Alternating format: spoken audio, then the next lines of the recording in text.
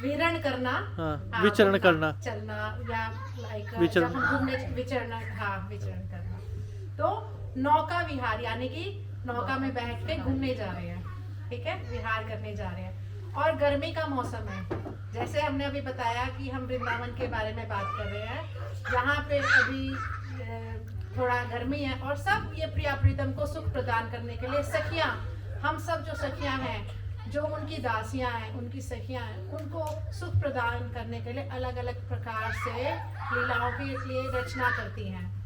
कभी फूल कुंज में बैठाती है उनको गर्मी के टाइम में, जैसे गुलाब डोल होता है, और अलग अलग तरह के फूलों के कुंज बनाए जाते हैं गर्मी उनको दूर करने के लिए। और थोड़े टाइम पहले आप लोगों ने सुना होगा, ध्यान होगा, हम लोगों ने चंदन उत्सव भी करा था, क्योंकि उनको गर्मी थी और गर्मी के टाइम में हमने उनको चंदन भी लगाया था। तो अब नौका विहार भी ये ऐसा ही है, one of the sport like play, you know, कि जिसको गर्मी के टाइम में उनको थोड़ा सुख देने के लिए शाम के टाइम सब सखियों ने, थोड़ा शाम का टाइम हो गया है और सुंदर सुंदर बोट्स की रचना करी है, सुंदर सुंदर नावों की रचना करी है। और ये जो नौका विहार लीला हम आज डिस्प्ले में यहाँ पे जो शो में दिखाएंगे, वो एक रिक्वेस्ट है कि ये लीला आपको मैं बताऊं कि ये कहीं एक तो ये जगत की बातों से हम उसको कंपेयर नहीं कर सकते, ना औरत आदमी से हम कंपेयर कर सकते हैं। तो ये लीला जो है सब ये अलौकिक है, वृंदावन की अलौकिक लीलाओं में से है, जहाँ पे ये चिदानंद में लीला है, ये नित्य विहार की लीला है, जहाँ हमेशा निरंतर चलती रहती है ये। और ये भी नहीं है कि कभी हुआ था, या ये पास्ट टाइम स्टोरीज, जैसे लोग बताते हैं past time stories, I am going to tell you, like Krishna के पास्ट भी बताते हैं स्टोरीज। यहाँ पे नित्य विहार की लीलाएं में हमारे जो होती है वो राइट नाउ, आज अभी, जो अभी हमने जैसे मानसिक भावना में जो सोचा है और जो ये अभी यहाँ पे कर रहे हैं, हम सारे शामिल हो रहे हैं, हम उस नाव में बैठने के लिए तैयार हैं, उस नाव में आके राधे श्याम को सर्व करने के लिए तैयार है। तो वो राइट नाउ हो रही है, उत्सव अभी हम मना रहे हैं, तो वो अभी हो रहा है। हमारी जो नित्य विहार की उपासना है उसमें तो राधे श्याम नित्य अनंत और हमेशा रहते हैं। ये नहीं कि कभी थे या वो कभी अलग हो गए या कभी बिछड़ गए, ना यहाँ पे बिछड़ना है ना सेपरेशन है। ब्रज लीला के अंतर्गत में कई लीलाएं ऐसी आती है जिसमें आपने सुना होगा कि राधा कृष्ण की शादी नहीं हुई, वो ऐसी ऐसी बातें कई बार लोग करते हैं। हमारे यहाँ नित्य विहार की लीला में ऐसा है ही नहीं।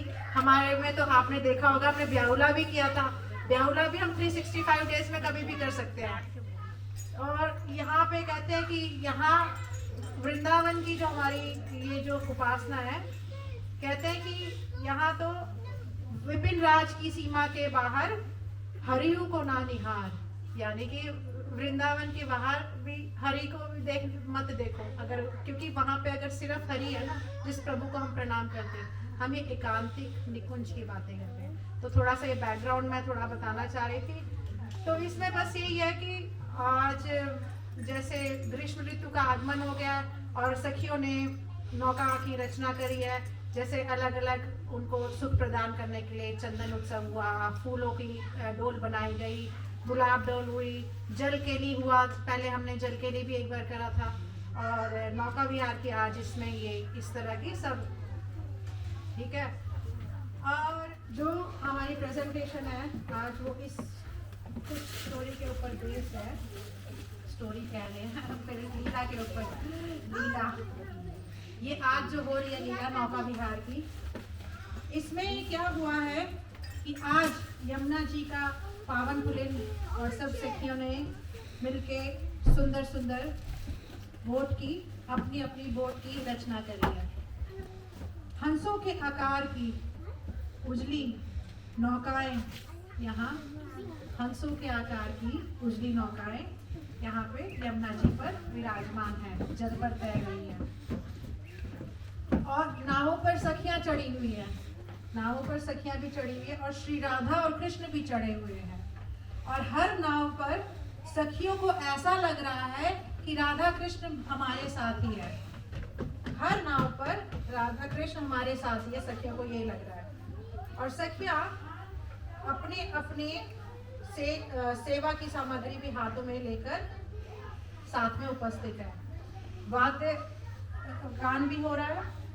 और यहाँ पर जो एक और बात मैं बताना चाहूंगी, जो निकुंज की वहाँ पे जो सखियों ने नाव का निर्माण किया है, वो इतनी अलौकिक नावें हैं, सोने से बनी, मणियों से बनी, सुंदर सुंदर रत्नों से जड़ी।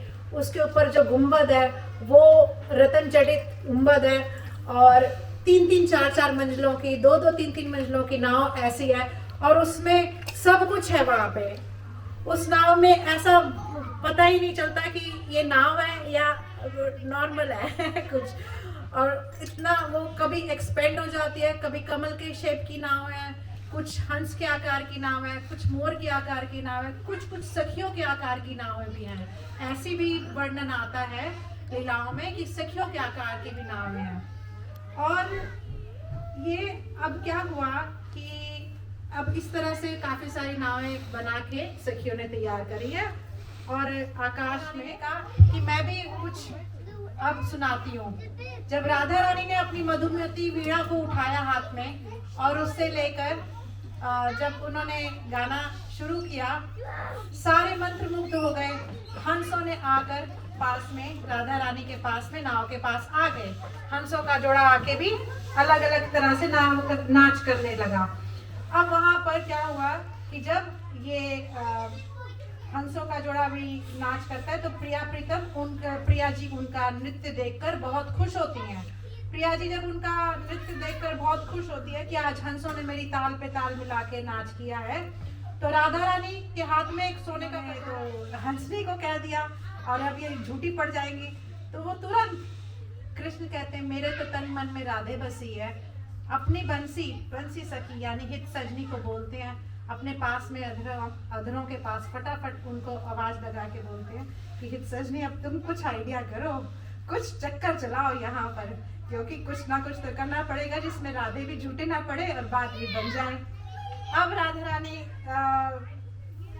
इतना जैसे ही वो पवाने लगते कृष्ण जी को, इतने में कृष्ण जी ऐसे हित सजनी को कह देते हैं। तो तुरंत सखियां क्या है, सखियां राधा कृष्ण की संधनी सखी भी होती है, प्रेरक भी होती है उनकी लीला के लिए, और उनका सब सहयोगी भी होती है।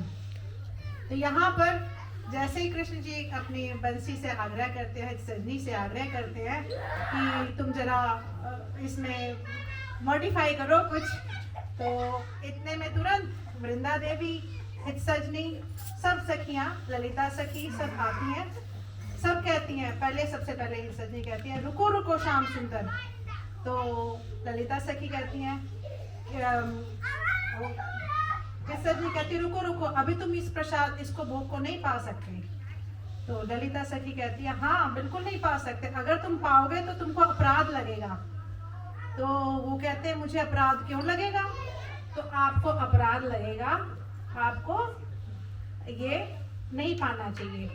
तो कहते अब तो राधा रानी भी उदास हो जाती है, अब ये क्या हो गया, मैंने तो हंसनी को इनवाइट कर दिया कि इनको खिलाना है।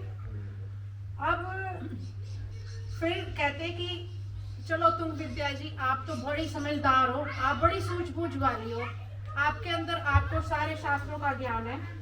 अब विशाखा तुम विद्या जी को बोलते हैं, आप लोग भी थोड़ा इसका हमारे को बताइए कि हम क्या करें, इसका कुछ तो उपाय निकालना। अंदर सारी शक्तियां विराजमान है।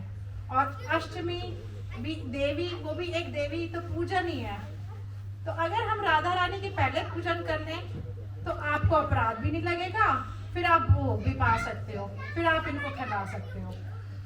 तो राधा रानी को सब सखियां कहती है कि हाँ आपको तो मानना पड़ेगा।